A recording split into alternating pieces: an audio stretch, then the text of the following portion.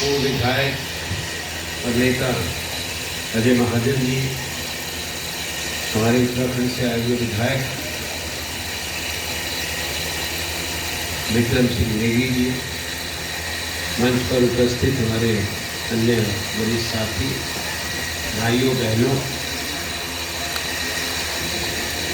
मैं माफ़ी चाहता हूँ शायद कोई मुगालता लगा और आपको भी इतनी देर तक बैठे रहे। हमारा पहले कार्यक्रम था कि एक समय पे चंबा में महदूर दराज इलाके में था, चूरा में, तीसा में, सलूनी में, और उसके बाद हम आए इधर बनीखेत के नीचे। मुख्यमंत्री और मैं और स्पीकर भी थे, विधायक थी। तो वहाँ से हमको आते आते अरे बेटा मत, वहाँ से आने में संभव नहीं था कि यहाँ हेलीकॉप्टर उतर पाता है। हम बड़ी मुश्किल से निकले हैं, सूर्यास्त हो रहा था और गगल एयरपोर्ट उतरना भी आसान नहीं था। इसलिए आपको शायद सूचना ना मिली हो, मुझे हैरानी है। यहाँ तो हेलीपैड पर उतरने का कार्यक्रम था ही नहीं, सुबह से तो ख़त्म हो चुका था। रात तक ये उम्मीद थी कि आ जाए, तो चुनाव में देरी हो जाती है जनसभाओं के अंदर। पर बहुत बड़ी मीटिंगें हुई आज, इसकी मुझे खुशी भी है। यहाँ मैं एक बैठक कर चुका हूँ, बहुत अच्छी बैठक हुई थी, हमारे साथ साथी मौजूद थे और आज भी हज़ारों की भीड़ थी। रोज़ 6-7 जनसभाएँ हो रही हैं और पूरा हल्का मैं कर चुका हूँ। मोटा मोटी कांगड़ा चंबा का चुनाव क्षेत्र बड़ा है, 5,500 स्क्वायर किलोमीटर है, 17 हल्के हैं, तो सब पूरे एक बार तो जा चुके हैं। कई जगह 6 जनसभाएँ हो गई, कई जगह 4 हो गई। इस तरह से 50 से ऊपर जिस दिन से हमने शुरू किया है, हमारी जनसभाएँ हो चुकी है। हमारा संदेश तो आप तक पहुँच रहा होगा, रोज़ बोल रहे हैं। आपके यहाँ सोशल मीडिया अगर एक्टिव है, जो अंबर और ये सब लोग, बताओ मुझे, हाथ खड़ा करो, मेरा जो बोल रहा हूँ पहुँचा है, आप तक आया। तो जो बातें विषय हमने उठाए आप तक पहुँच चुके हैं, ये अच्छी बात है। संदेश पूरे चुनाव क्षेत्र में गया है। उन विषयों पे मैं बोल चुका हूँ और 25 तारीख को मुख्यमंत्री जी और मैं आएंगे, यहाँ बड़ी जनसभा होगी, उसमें विस्तार से बात होगी। अजय महाजन जी आपको बता देंगे कि कहाँ है वो जनसभा। मैं एक बात कह सकता हूँ, जो भी विषय इस चुनाव में है तो लोगों के सामने है। कांग्रेस पार्टी ने मुझे प्रत्याशी के रूप में भेजा है, आदेश देकर, जिसको मैंने स्वीकार किया, और हमारे सब साथियों का सामूहिक आग्रह था। तो ये सारे इलाके से चुनाव क्षेत्र मेरे लिए कोई नया नहीं है। मैं दशकों से इस इलाके में आता रहा हूँ। मैं नूरपुर भी बहुत बार आया हूँ, सत महाजन जी के समय में भी, अजय के समय में भी तो चुनाव प्रचार किया। कोई हल्का नहीं है जहाँ मैं नहीं किया। कोई बड़ी चुनाव सभा कांग्रेस की नहीं हुई 1985 से लेकर अब तक, जो सबसे बड़ी रैली होती है जिसमें कांग्रेस अध्यक्ष या प्रधानमंत्री आते हैं, जहाँ मैं नहीं होता। वही बात चंबा की। आपको सारी जानकारी अजय जी ने, जो मेरे छोटे भाई की तरह हैं, और विक्रम सिंह जी ने दे दी, और कागज़ भी आपको मिल गया।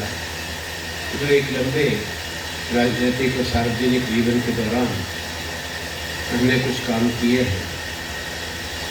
पूरी सूची तो नहीं है, वो लंबी है, तो मुख्य बातें उसमें लिखी हैं, जिसमें बड़े बड़े संस्थान भी हैं यहाँ पर जो बने हैं।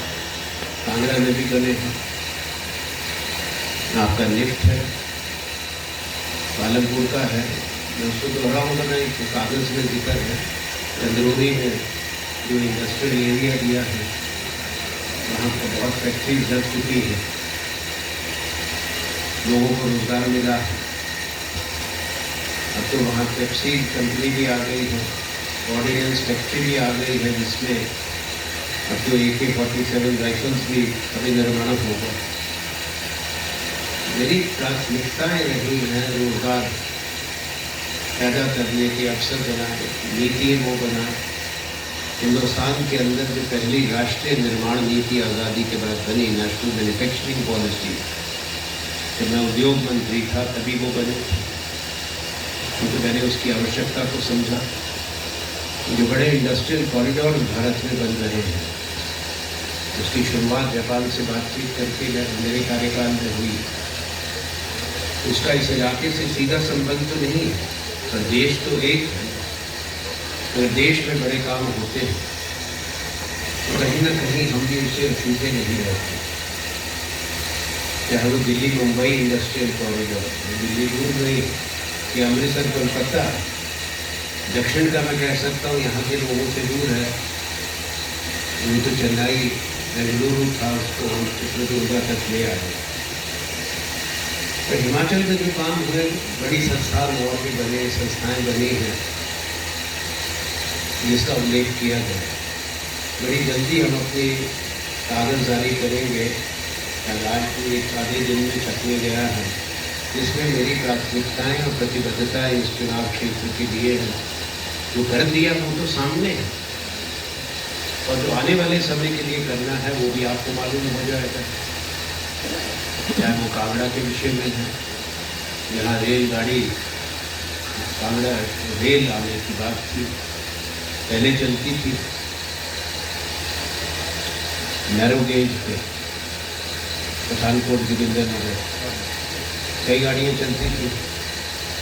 और ये कहा गया था बीजेपी के जो MP रहे, नेता रहे, तो उसको ब्रॉड गेज कर देंगे, विस्तार कर देंगे। आप लोग इंतज़ार कर रहे हैं, 10-15 साल हो गए उस बात को, 15 साल हो गए। तो हर 5 साल बाद वो दोबारा उसको दोहराते हैं। और अब तो ये हुआ कि वो ब्रॉड गेज तो नहीं हुआ, नैरो गेज भी खत्म हो गई, गाड़ी बंद कर दी। और जब मैंने इस बात को उठाया कि हम करेंगे, तो आनंद में उन्होंने शटल ट्रेन जो चला दी, मुझे थोड़ी जगह पे जाती आती है। अब आप लोग समझदार हैं, कब तक ठगे जाओगे? तो शटल ट्रेन चला दी हमारे कहने पे, क्योंकि वोट आ रही है, पहली तारीख को वोट डालनी, वो तो मंजूर नहीं है ना। आप समझते ही हो, लोगों को समझाना पड़ता है कि ये दिखावा है, रस्म अदायगी है सिर्फ वोट के लिए, बाकी सब चीज़ें सामने हैं। उनके बाद होगी 25 तारीख को। तो हमारी बहनें बेटियाँ यहाँ बैठी हैं, वहाँ पे आप सब लोग गजब फ्रेश लोग हैं।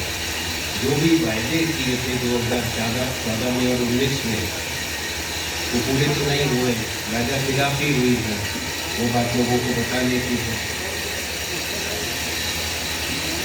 कांग्रेस ने क्या किया है आप सब लोग जानते हैं, जो हमारा नहीं बताना।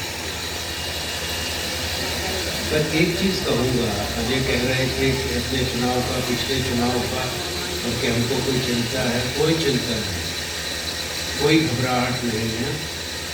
जो मैं 50 जनसभाओं का जिक्र कर रहा हूँ, वहाँ हज़ारों की भीड़ बढ़ रही है।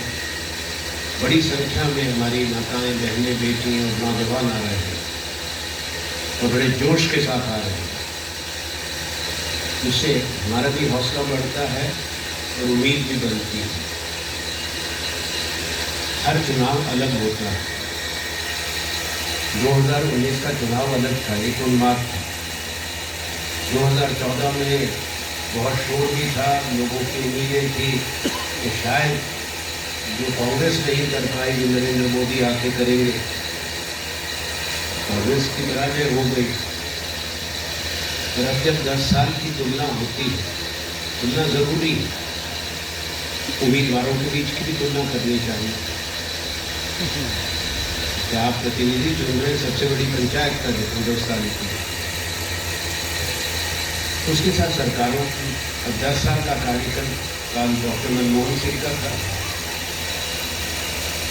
और 10 साल का कार्यकाल नरेंद्र मोदी जी का भी हो गया। 10 साल से तो ये सुन रहे हैं कि पहले कभी कुछ हुआ नहीं था हिंदुस्तान में, कमजोर थे, हमारी इज्जत नहीं थी, दुनिया में सम्मान नहीं था। सुनते हैं ना, जिन्होंने देश बनाया, जिन्होंने शहादत दी, उनका अपमान करते हैं। सुन लिया, ये खराब आदत है। दुनिया में कोई ऐसा नहीं करता कि अपने राष्ट्र निर्माताओं और शहीदों का अपमान निरंतर करे। तो जब इतिहास लिखा जाए, डॉक्टर मनमोहन सिंह के प्रधानमंत्री काल के उस सरकार के, जिसमें मैं भी कैबिनेट मिनिस्टर रहा लंबे समय तक, वो स्वर्णिम अक्षरों में लिखा जाए। और जिसके इनके 10 साल, जिसको ये अमृत काल कहते हैं, वो अन्याय काल के रूप में जाना चाहेगा। जो उन्होंने गलत फैसले किए, लोगों को तकलीफ दी है, वह जाके लाफी है।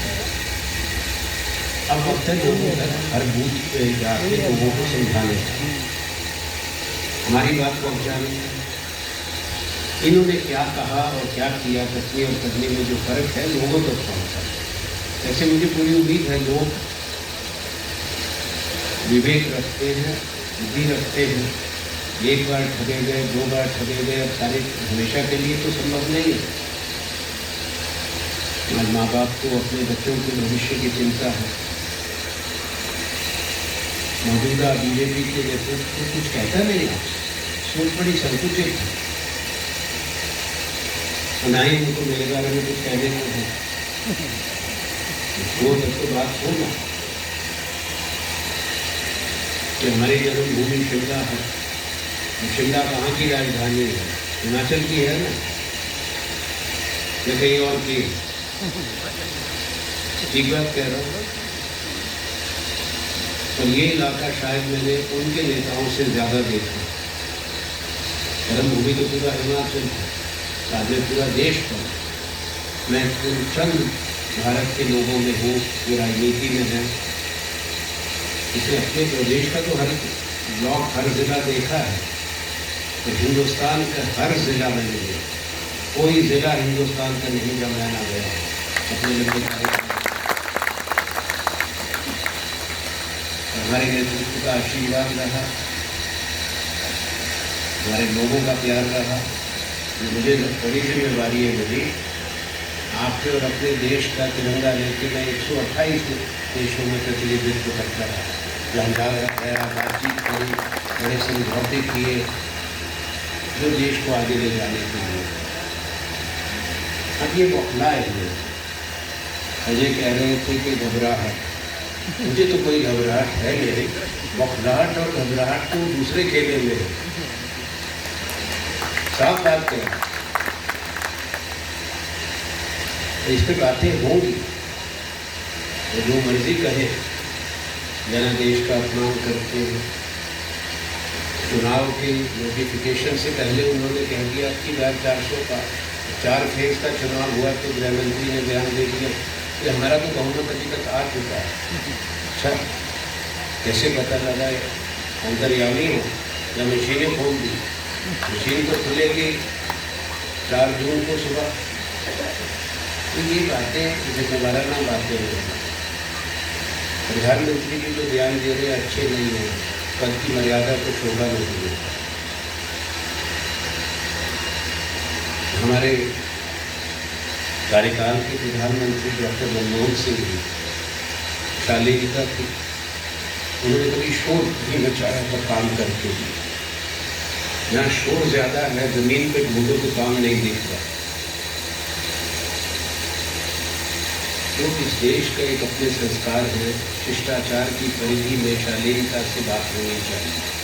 वो बात खत्म हो चुकी है। बहुत कड़वी बातें कही जाती हैं, बहुत गलत और सख्त शब्द इस्तेमाल किए जाते हैं जो नहीं होना चाहिए।